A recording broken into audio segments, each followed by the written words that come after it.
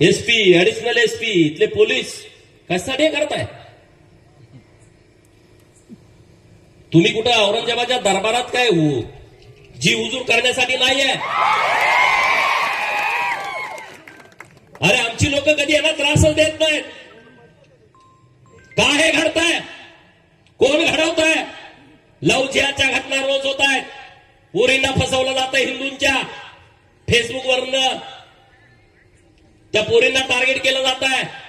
इंस्टावरनं नावं बदलायची, हिंदूंची नावं लावायची, हिंदू देवदेवतांचे फोटो इंस्टाला आयडीला लावायचे, पोरींना एकदा जाळ्यामध्ये घ्यायचं, अन्याय अत्याचार करायचा, व्हिडिओ तयार करायचे, ते व्हिडिओ दुसऱ्या पोराला द्यायचे, त्याला परत व्हिडिओ करायचा, भीती घालायची, आईला दाखवतो, वडिलांना दाखवतो, तिसऱ्याला द्यायचा. काय प्रकार आहे? आणि मग परत आमच्या महाराष्ट्रात आहेतच थोर विचारवंत. मग त्याला प्रेम झालं म्हणून काय झालं? काय जरा तर लाजा. रोज हे प्रकार घडतायत. लँड जिहाद, सरकारी जागेवरती अतिक्रमण. उमापूरमध्ये काय आहे? उमापूरमध्ये सुद्धा तुम्हाला जागा दिली किती? तुम्ही धरले किती? प्रशासनानं ही जबाबदारीनं उमापूरमध्ये ग्रामपंचायतनं जी कब्रस्तानला जागा दिली आहे त्याच्यात 3 पट जागा धरल्या आहे. तुमच्या काय बापाची जागा आहे का रे? ती परत करा. सरकारची मालमत्ता, इथल्या प्रशासनाची जबाबदारी आहे. तुमचं काम आहे, तुमचं कर्तव्य आहे.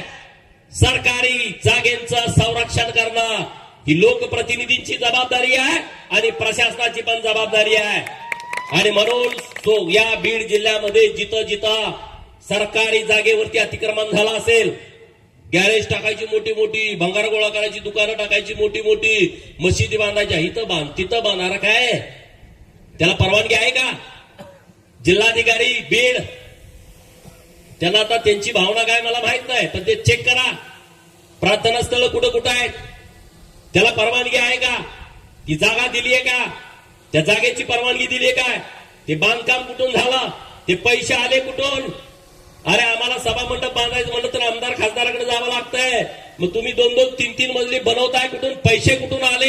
याच्या मुळापर्यंत तुम्ही गेला पाहिजे. हे बांधतायत कुठून? कुठून पैसे आले? याचा सगळा तपास हा सगळा पोलिसांनी केला पाहिजे.